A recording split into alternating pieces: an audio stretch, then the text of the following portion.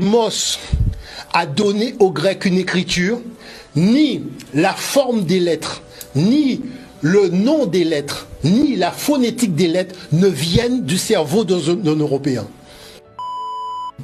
Mais Agénor, vous savez c'est qui les enfants d'Agénor? Agénor, qui est le fils d'Épaphos noir, a eu comme fille Europe. Parce que la fameuse Europe qui a donné au continent européen son nom. Parce que la lignée d'Europe est africaine. Mais vous savez qui est le frère d'Europe? C'est Cadmos. Cadmos, c'est lui qui a enseigné l'écriture aux Européens. Parce que les Européens ne savaient ni lire ni écrire. Et qu'est-ce que ce Cadmos a fait?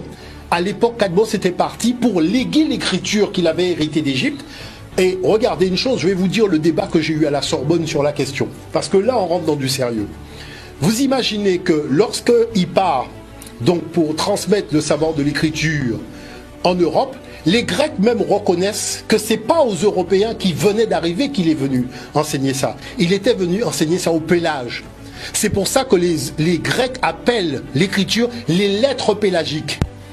Ça veut dire que Cadmos a donné aux Grecs une écriture, ni la forme des lettres, ni le nom des lettres, ni la phonétique des lettres ne viennent du cerveau d'un Européen.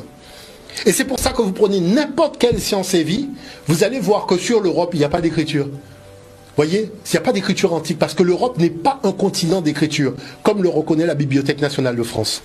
Et ça, c'est très important de le souligner. Donc, du coup, qu'est-ce qui se passe? Les Pélagos avaient essaimé en Italie. Et les Noirs qui vivaient en Italie avaient déjà monté l'Empire, avec toute la technologie dont on fait croire que ça appartient aux Romains. Dans mon livre, j'ai mis toute une série d'exemples. Vous imaginez les temples que vous avez en Italie n'ont pas été inventés par les Européens lorsqu'ils sont arrivés en Italie. Parce que la ville de Rome existait déjà, tout ça existait déjà, avec les palais, avec tout ça. Et ce sont les Étrusques qui mangeaient couchés.